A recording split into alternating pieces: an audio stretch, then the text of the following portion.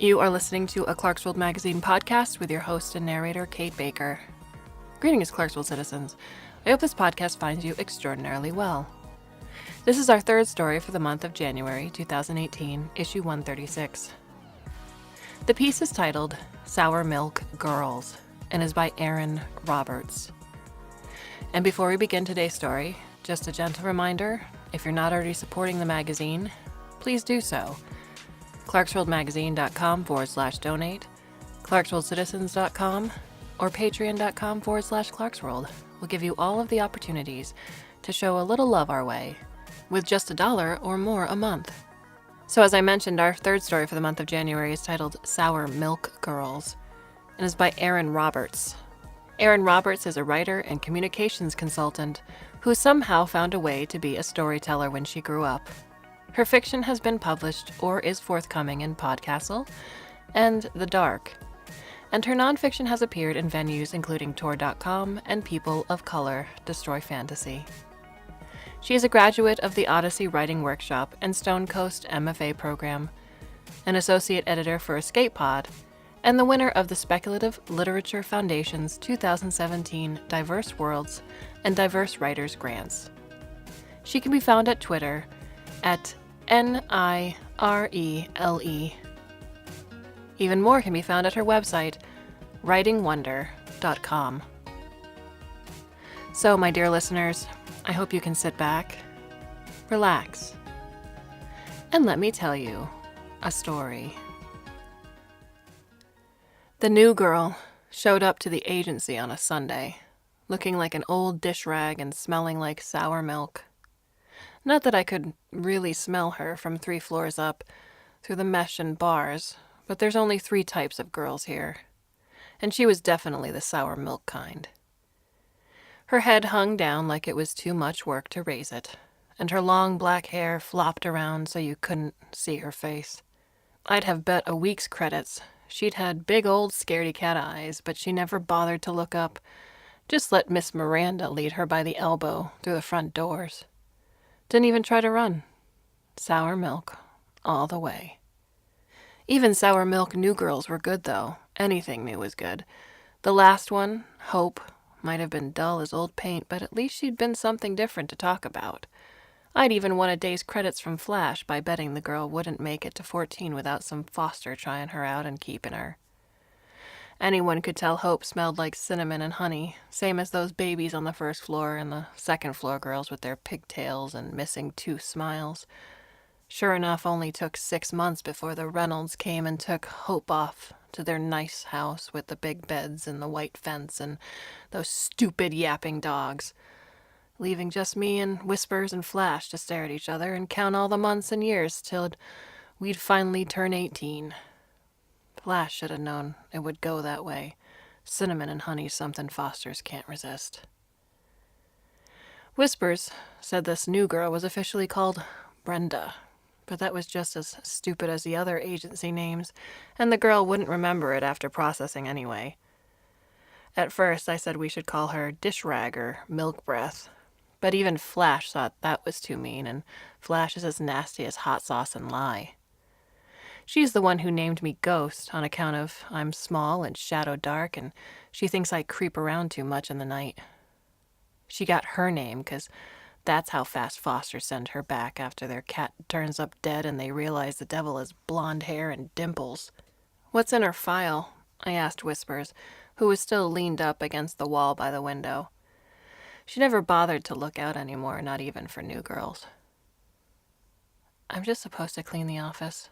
Files are confidential. Must be good if you're holding back, said Flash, blowing out air as she tried to whistle.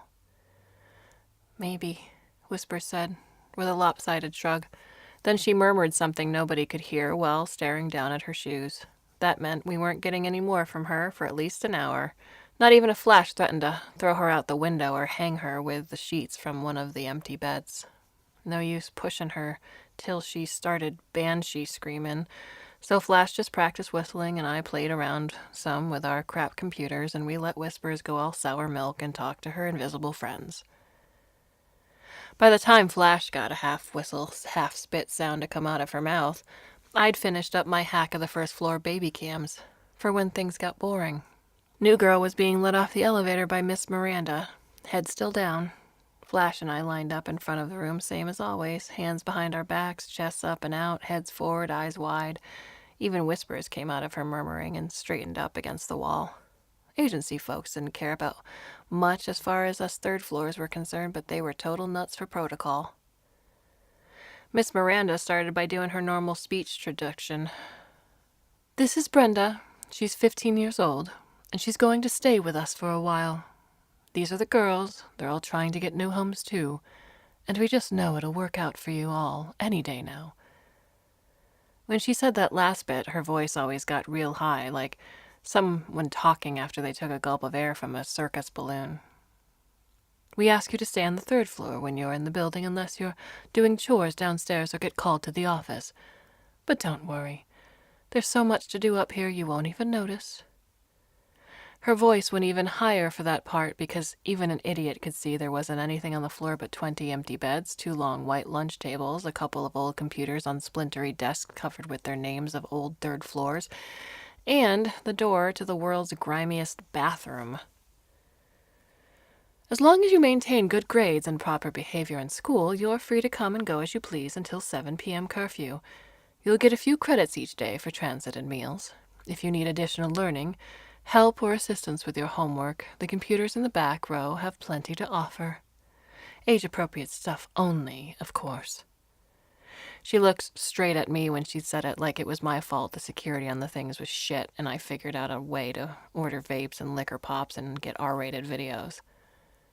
Now you girls get along and try not to kill each other. She looked at Flash for that one, even though Flash hadn't really tried to kill anyone for at least a year. She'd barely even talked to Hope.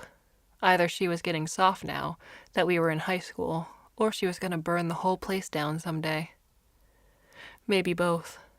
As soon as she got the last words out of her mouth, Miss Miranda spun around on her high heels and got out of there as fast as she could. I thought the new girl would fall over as soon as Miss Miranda left, but she put her hands behind her back and stuck her chest out, same as the rest of us. Her eyes weren't nearly as scaredy-cat as I thought they'd be.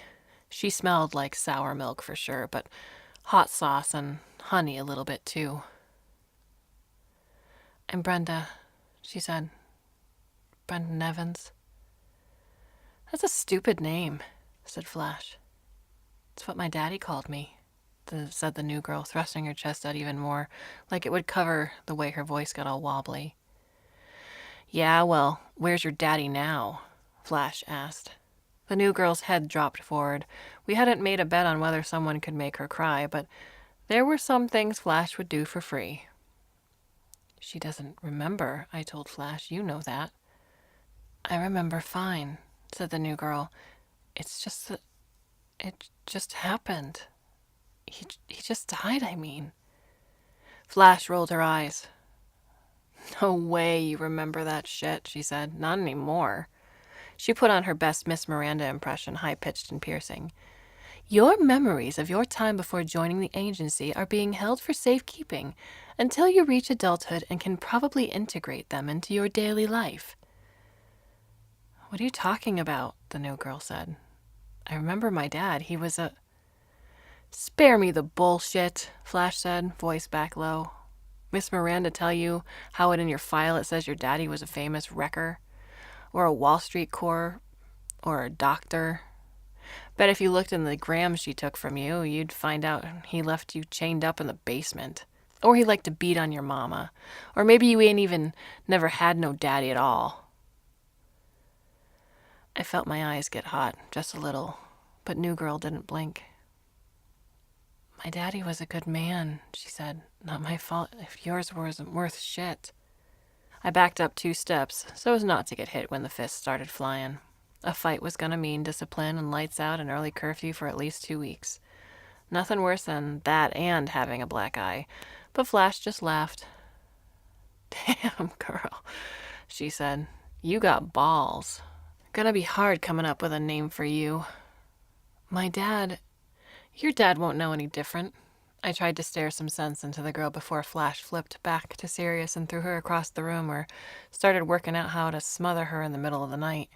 Leave his name for him and ours for us. I'm Ghost. She's Flash. That's Whispers. We'll figure out something for you.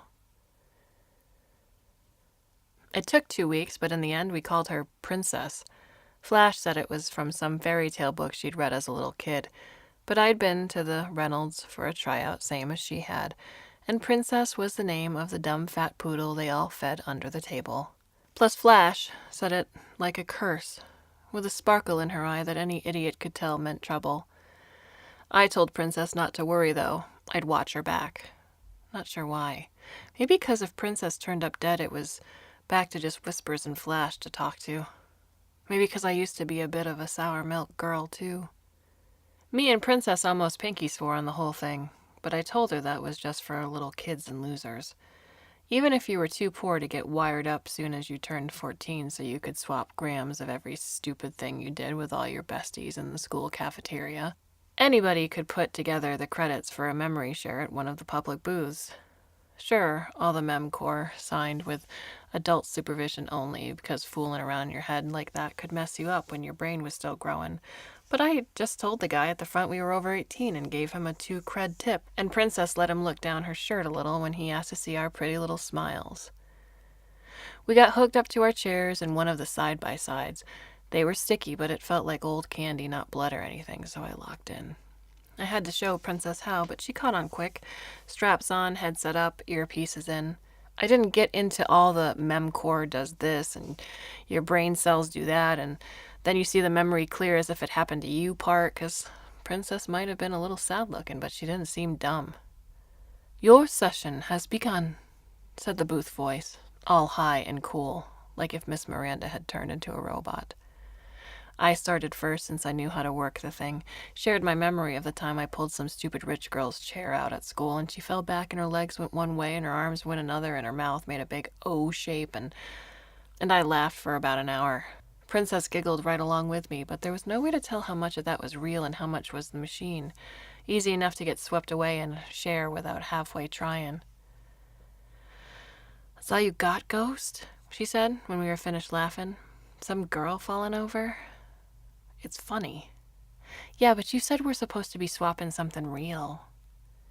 It's a memory booth, dumbass, I said, smiling so she knew I didn't mean something by it like Flash would. Of course it's real. And it was, even if I didn't share the part where Miss Miranda found out and made my head ache for a week. I liked Princess fine, but you couldn't give everything to some new girl in one go. Not real like true, she said, rolling her eyes. Real like important, like my daddy. I'm sick of hearing about your damn daddy all the time. That's because you didn't know him the way I did, she said. He was real. And then she shared him with me, 1 gram after another. The way he half smiled when she walked into the house, how it sounded when he called her Brenda, how she found him dead in his rocking chair and didn't tell anyone for a whole day, even though it started to stink. The public booths were old and ragged, but I could still smell the rotten and taste the tang of garbage in my mouth, and feel the pound of her heart thinking it was the agency every time a car drove by. Whole thing made my eyes sting and my throat itch. Real like that, Princess said, voice all whispery. I just shook my head, no thinking about what my daddy could have looked like and what he might have called me. Needed to clear everything out and get back on even ground.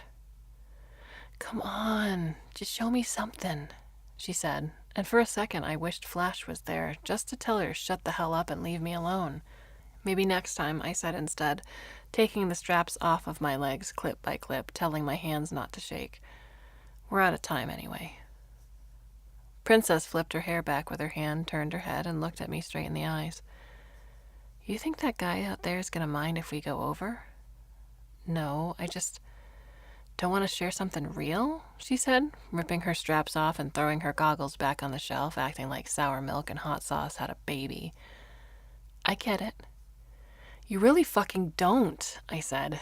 Me, Flash, Whispers, we don't have something real to share. All those cute, sweet memories of being a kid, snatched off us when we got to the agency and locked away where we can't get 'em.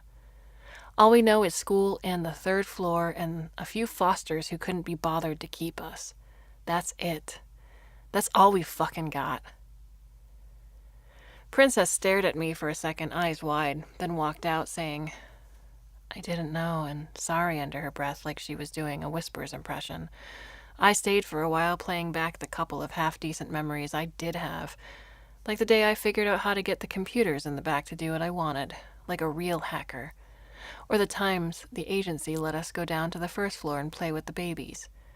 And then the ones that made my neck shiver, like all the times Foster sent me back because I didn't fit into any of the smiling family photos, too old, too dark, too hard to handle. But none of my memories were real the way Princess wanted. They didn't make my blood jump or my hands get all shaky or my mouth go dry. Not even the bad ones. Not the Reynolds dog Butch chasing me round their big house, growling and smelling like death and scaring me more than Flash ever had. Not little Bitsy Reynolds, laughing and telling me how I seemed nice enough for a dark girl. But Butch hated who he hated, and you couldn't tell a dog any different. Not Mrs. Reynolds looking anywhere but at my face when she brought me back to the agency, telling Miss Miranda she'd tried, but I didn't know how to fit in and I was riling up the animals, and after all, they'd been there first. Not even the day I woke up in the agency with a throbbing skull and a big old hole of nothing in my head, and Miss Miranda telling me I was 8 years old and my parents were dead, but I'd get a new family by the time I turned 10 if I just tried hard enough. Not one goddamned thing. I got back after curfew. Miss Miranda gave me a lecture about rules and responsibilities over the pounding in my head. A small physical reminder of the way we expect you to behave here, she said, smiling down at me. I hope we won't have to speak to you about this again. At least the pain made it easy to ignore everyone once I was off the elevator. Flash rushed up to find out where I went off to and if I did anything fun. Whispers told stories about my day to her make-believe friends, and Princess acted like the back wall was the most interesting thing in the room. Took her half an hour to slink her way over to where I sat on the edge of my bed in the 4th row, swinging my feet in the air and ignoring every one of Flash's 10,000 questions. Her hair hung down on her face again, like on her very first day, and she looked like one of those trained puppies the homeless men use for begging, ready to pant and collapse at your feet the minute you look like you've got a few credits to spare. I'm sorry, she said. She sat on the floor in front of my feet like she thought I wouldn't kick her. Didn't realize the way things went around here. I shrugged and said, It's okay, you're new. Even though it wasn't. Anything to get her to shut it and go away. But of course Princess was too sour milk to get any hints, just kept sitting there and staring and asking stupid things. How long you been here anyway? 6 years, more or less. Agency said they got a bunch of us after the last big quake. A bunch? They on another floor we can't go to? Nah, they all got kept by Fosters whose kids got smashed up or killed, same as our parents, Flash said. Everybody but us lifers and the lucky ones. Lucky ones? Princess's face stayed scrunched. The ones who got old and got out. Hit 18, got their memories, never looked back.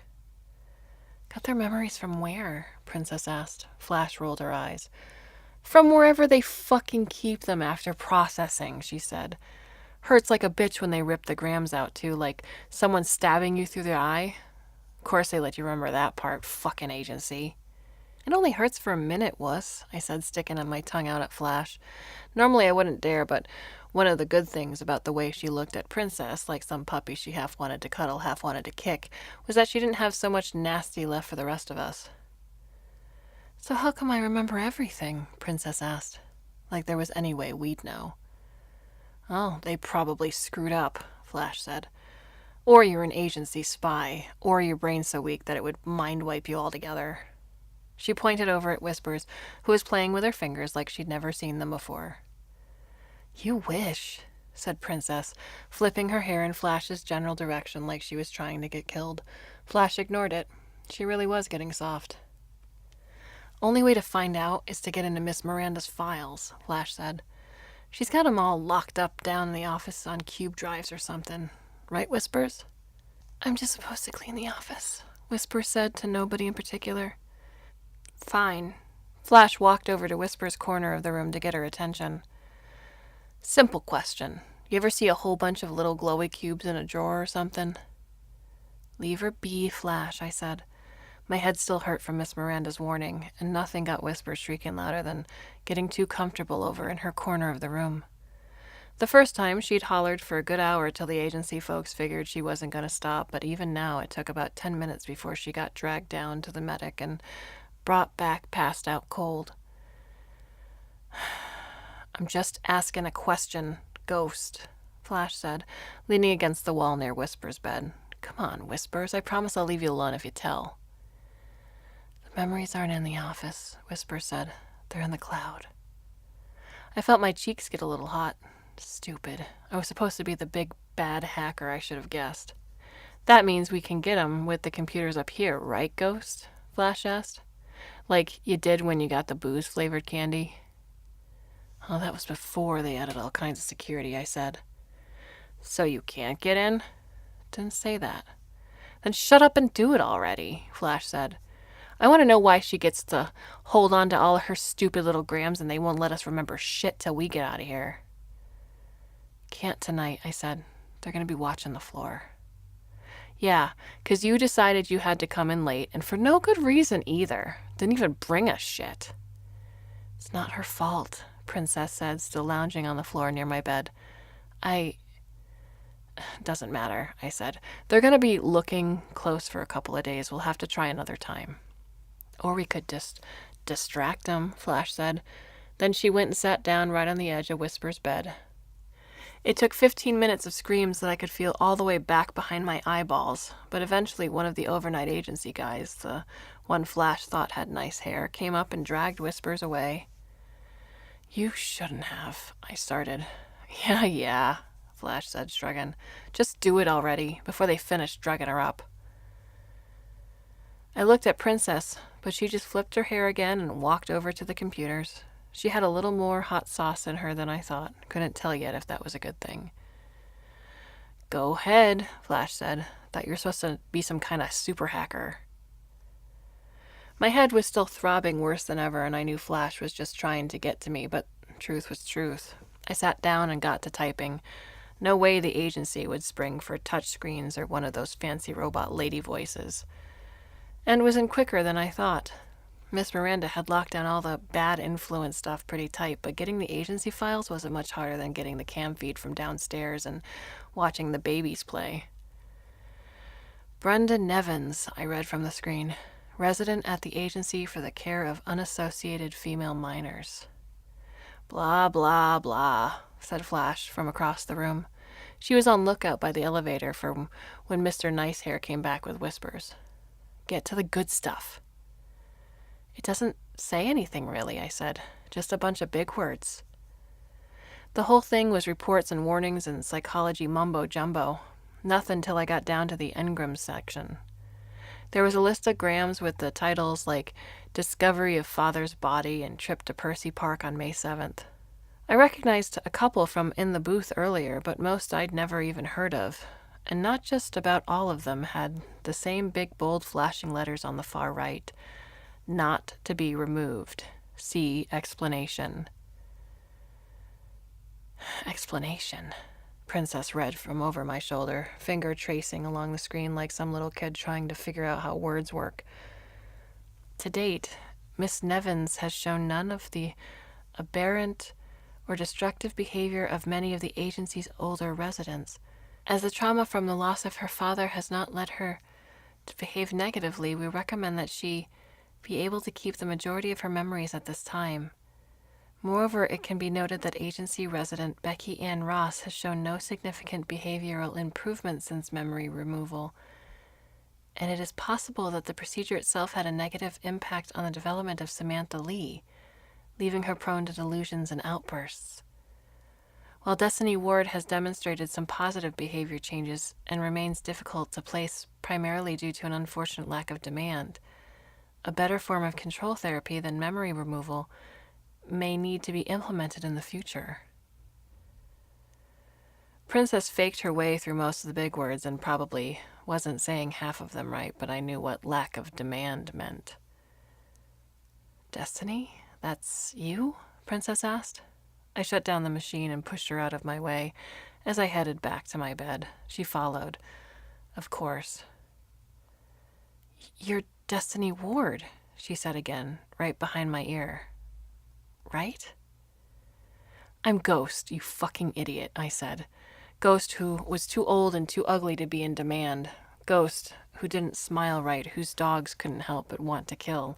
Ghost who had a hole in her mind instead of whatever it was that would get Princess and all those little first floor babies and second floor sweethearts tried out and kept by fosters, far away from the damn third floor. Ghost who knew how to fix it. I got up from the bed so fast that Princess jumped back a good foot. Even Flash flinched a little bit over by the elevator. Fuck the agency. I could find my grams right now, maybe even get them put back in early. There were people who would do that if you paid them well enough. I was a hacker. I could figure it out. I got back into my file and scrolled down. Visit to the Ferris wheel with parents. Earthquake and aftermath. Petty larceny 1, 2, 3. And in the rightmost column of each, permanently deleted. Not held for safekeeping until you can integrate them into adult life.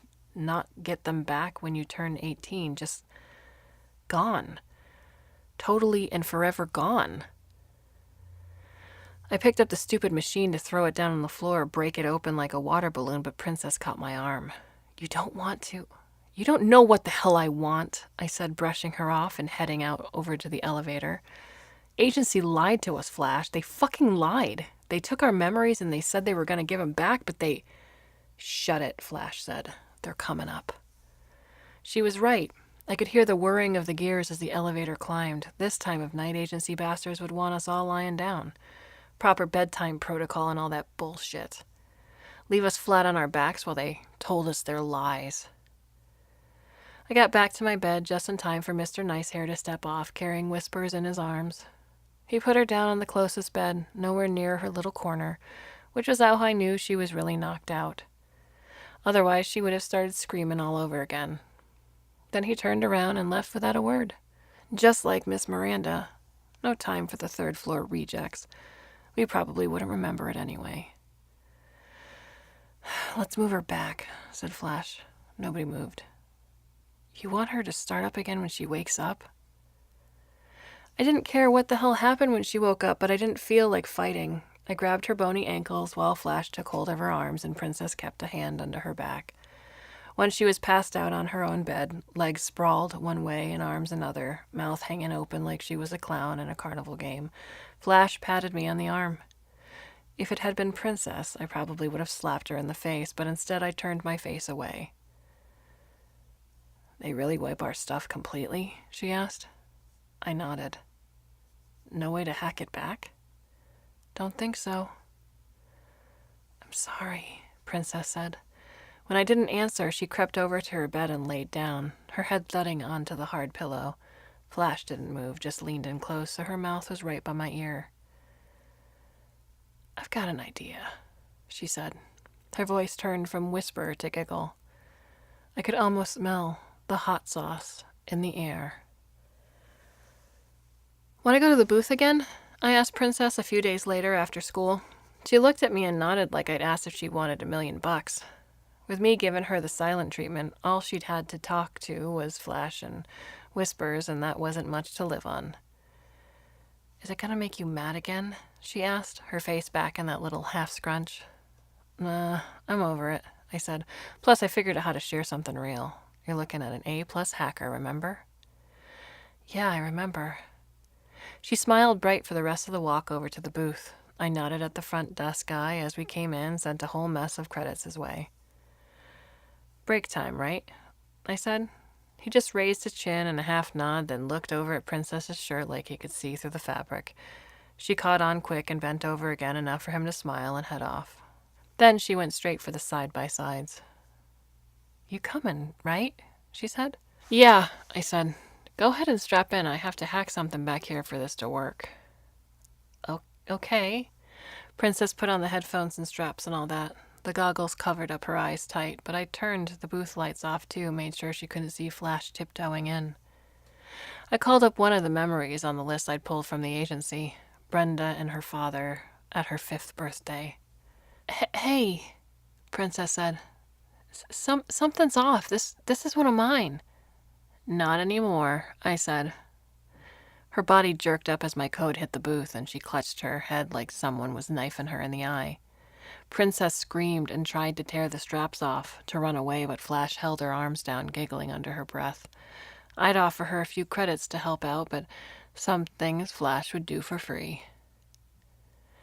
Don't worry. Flash's hands tightened against Princess's arms as Princess' hair flipped back and forth. It only hurts for a minute. You'll barely remember. When the twitching and moaning stopped, we unhooked Princess from the booth and Flash walked her out, steadying her like she was an old drunk. I told Flash I'd be along soon, that I needed to check everything was clear so we wouldn't get caught. But after she was out of sight, I went in for a half hour in my own booth instead. Any good thief's gotta check the merchandise. Plus, I didn't like looking at Princess all limp and sad, worse than sour milk even. That was more of a Flash kind of thing. She said I should erase every memory Princess had forever, put us all on even ground, but I didn't want to be that way about it. I was going to give Princess the memories back at 18 anyway. Sooner, maybe. Once I was living with a foster in some big house with nice kids and no dogs. Princess was long-haired and cinnamon pretty.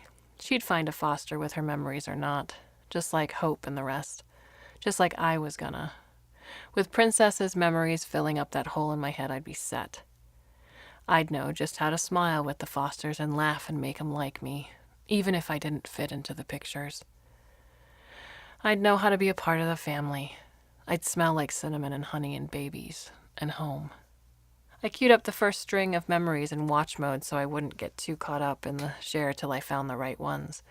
I could tell Princess was a little girl right away because of how big everyone looked through her eyes, like friendly giants. There were tons of them, coming and going and bringing her things, but only 2 were really important, Mom and Dad, happy and smiling. I tried smiling back, giggling like she giggled when Dad picked her up to pretend to fly or when Mom played peekaboo, but I couldn't get the feel of it right without going all the way in. I could hear myself through the earplugs, high-pitched cross between a scream and the hiccups. I needed something better. I skipped through the memories, playing a few seconds if something looked good, and then moving on, looking for something like the ones that Princess had shown me before, the ones that made my hand shake and my breath skip. But all I saw was how each time I stopped there were half as many people, that the presents were gone, and then the toys too, and that the rooms were smaller and dingier, and that Mom left on a rainy day and never came back. That Princess didn't seem to care. She still had her daddy, and he always held her tightly, close enough that even on watch I could smell the liquor on his breath, just like those booze pops I'd ordered. I still felt a little of the way she felt when he called her Brenda, all lit up from inside like candles on a birthday cake. But this time I wasn't swept up in the share. She was just some sad little girl wearing grimy clothes, living in a dirty room with an old man who finally died in a rocking chair. Some girl who leaned over and let a perv at a front counter see down her shirt. Some girl too dumb to figure out her own stupid memories. I left the booth before the half hour was up, still trying to get the stink of Princess's dirty life out of my nose. Pervy was back on duty and waved me over from the front counter as I passed by. "Your friend gonna be all right?" he said. "Seems like a sweet girl." He licked his skinny lips, and I had to try not to shiver. Princess would end up swapping more than grams with him one of these days. "Leave her alone," I said. "I'm just a concerned citizen." He lifted a bushy eyebrow in a way that was probably supposed to make me feel something. "Maybe I should be concerned about what you were doing during my break." "Just making a backup," I said, "in case there's another quake or she gets hit by a truck or something." Pervy leaned forward a little. "I've got an extra," I said. "You want it?" Pervy had his hands out before I could blink. They looked pale and clammy like a piece of gum stuck under a chair too long. I finished the cube with Princess's memories out of my pocket. It was the only one I had, but she'd be better off without it. Who wants to find out at 18 that their life has been so fucking pathetic? Screw having something real. I give you this, you leave her alone, right? Pervy nodded. I handed the cube over, making sure not to touch his sweaty hands. 50-50 chance he'd try to pull some double cross, but if I needed to, I could just take care of his memories as easy as I had Princess's. So I just smiled and walked out.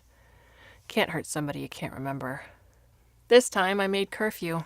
I could tell by the way Miss Miranda stared me down that she couldn't wait to have some reason to give me punishment, but she was gonna have to. I smiled right at her and headed up to the 3rd floor like I had a mouthful of cotton candy. As soon as I got off the elevator, I saw Princess lying in the bed she liked, hair spread out on the pillow like a pool of old soda. Flash sprang up as soon as she saw me with that big smile she got like she was either gonna hug you or eat you. It's all gone, she said. All that shit about her daddy and her perfect life, wiped just like if the agency got her. I smiled back, but it felt weird, like baring fangs. I thought you were bullshitting about the hacking part, but you give good, Ghost, Flash said. Maybe next time you can reboot Whispers so she won't talk so damn much, right? Or creep up on Miss Miranda and take everything she's got. She laughed hard, and I knew not to tell her anything about how it really was with Princess, 'cause then she'd be mad I gave all of the good stuff away. The rest of her okay? I said, like I didn't care too much, really. Yeah, she's good. Not like Whispers or anything, just less annoying. Cuter, too. Flash glanced over at Princess like she was sizing her up in a prize booth at a fair. Yeah, but Foster's will probably get her soon. She'd be fine, just like Hope, better than her memories. Maybe, Flash said, if she figures out how to keep her mouth shut. 50 credits say she's gone in a month. Flash shook her head. She's not that cute. You said that with Hope. I shrugged and hoped my palms wouldn't be too sweaty. Fine. Flash grabbed my hand tight with her cold one. But make it 60. And when she starts blabbermouthing again, I'm gonna laugh at the both of you. We'll see, I said, and started over for Princess. I thought Flash might follow, but she just went back to practicing whistles like always. Princess wasn't doing much. Didn't even look at me as I walked over and sat right by her ear.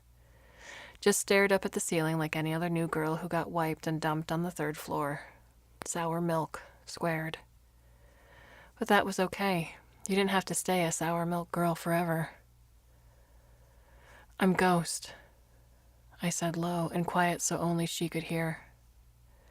You know Flash and Whispers, and we call you Princess, but your daddy, he called you Brenda.